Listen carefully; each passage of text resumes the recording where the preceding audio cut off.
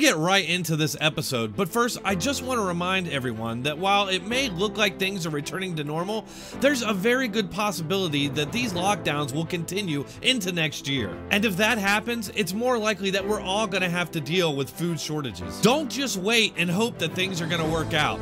Be proactive and make sure that you and your family won't have to worry about food shortages. And I trust and use My Patriot Supply. You can too. Take action so you're ready for what's coming and save $70. Those that know what's coming are preparing. Go to preparewithdronetech.com. preparewithdronetech.com. It's no secret that the media, and CNN in particular, are little more than mouthpieces for the Democrat Party. But even so, it still boggles the mind to watch these people who call themselves journalists and leave no doubt that they are anything but. Jake Tapper demonstrated this beautifully yesterday during a propaganda session with Nancy Pelosi. And you may watch this and think, hey, he's not a lapdog, he's asking her tough questions. That's a big negative. What he's doing is asking questions that sound tough, but are actually just criticisms of Nancy Pelosi from the far left. All he's really asking is, why aren't you more left-wing and more ruthless towards the Republicans? This is a political strategic discussion between political operatives. When Senator Schumer made this major concession on the most recent legislation because you made it okay in this one for the... It wasn't a concession. No, well, I mean, New York Governor Andrew Cuomo, I understand what Andrew Cuomo said, and I respect his perspective as a governor. So Cuomo says he would have insisted on state funding in the last bill. And now Senator McConnell is saying he wants to push the pause button. Yes. Was this a tactical mistake by you and Senator Schumer? Just calm down. We will have state and local, and we will have it in a very significant way. Yeah, calm down, Clapper. You're getting a little too uppity and not subservient enough for the Queen. You see what I mean about Tapper appearing to ask tough, probing questions? But it's all from the left.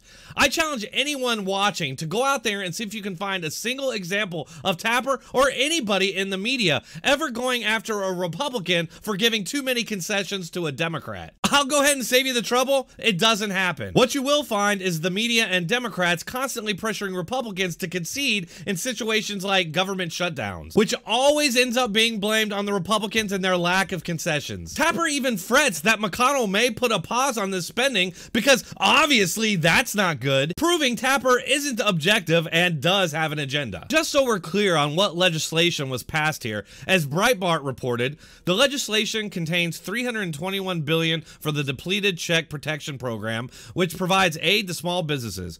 The legislation also includes $60 billion in loans and grants for economic disaster assistance and $75 billion for hospitals, $25 billion for coronavirus testing. Tapper should be slamming Pelosi for holding this legislation up for the last 16 days. Let's just set the record straight here. I mean, there was a clean bill that once they found out that the small business pot was going to be dry, there was a clean bill to put more money in it. Nancy Pelosi did not go forward with that. Period. The end. Stop there. If the roles were reversed, the media would be parading Republicans on to frame as horrible monsters for keeping food out of people's mouths. Just think, while all these small businesses are standing around wondering if they're going to be able to pay their employees, the media is covering for Nancy Pelosi, and the late night shows are parading around her collection of ice cream. After Pelosi told Tapper to calm down, he dutifully obliged her order and allowed her to just give a rambling speech without responding to any of it. In stark contrast, just the day before, Tapper was assaulting the Republican Party as villains of America for not capitulating to the Democrat Party and their media. There is going to be a history of this era written, and those who are pretending this irresponsibility is not happening, they will be remembered as villains. If we have Democrat Party propagandists writing the history, there's no doubt that their political opposition will be framed as the villains. I'm sorry, but when has the Republican Party ever not been framed as the villains by the media? It's a narrative that's been going on for the last 30 years, and I think we all know it's not going to stop. Look, the media in modern times exists to advance the Democrat Party and demonize their opposition as monsters. So Tapper did ask one sort of tough question that should have led to criticism of Pelosi, but instead he just lets her get away with contradicting herself. President Trump's partial travel restrictions on January 31st, blocking foreign nationals from China from coming to the United States. Do you agree that it was the right move by President Trump at the time? Well, let's go into the future, okay? It wasn't as it is described as this great moment. There were Americans coming back or green card holders coming back. So if you're going to shut the door because you have an evaluation of an epidemic, then shut the door. Bullshit. Let me get this straight. Trump should have barred American citizens from returning home. I think it's pretty safe to say that had he done that, he would have been attacked mercilessly by the media. We don't even need to speculate about this. Jake Tapper concocted a conspiracy theory to explain why Trump wasn't letting a cruise ship full of American citizens to return home. The president's desire to artificially keep the numbers low by keeping Americans who are off the coast out of the United States, is that desire impacting health decisions to help save these Americans who have coronavirus or who could possibly have it? I understand you don't want to get into politics, but can you assure the American people that decisions are not being made just because the president wants to keep the numbers low? If you need any more proof, just look at the headlines concerning Trump's ban on immigration.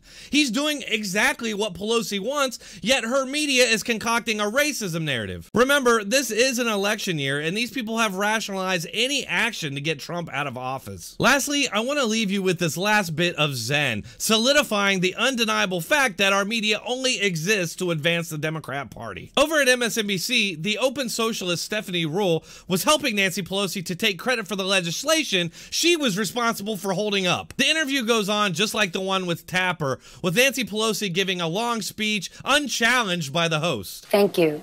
Thank you so much. Thank you for this additional $320 billion. American business needs it. I appreciate all that everyone in our government is doing right now to help us in this trying time. Thanks for your time this morning. Well, thank you for your view of it all, because that's all very helpful. It's all very helpful. Thank you so much for your attention to this important issue. Thank you. Thanks. Oh, yes. So objective. God, did you notice how much they thanked each other? No doubt these people are justifying their behavior because they're telling themselves that Trump is an existential threat. And when you have an existential threat, anything goes. This is exactly the kind of behavior I've been talking about all these years when I say that the left can rationalize anything and that makes them dangerous to the rest of us. Use your imagination to see all the horrible possibilities of where this could lead us. That's all for this episode. As always, like, share, subscribe, and check out these links if you want to support this channel. Thanks for watching. Keep coming back.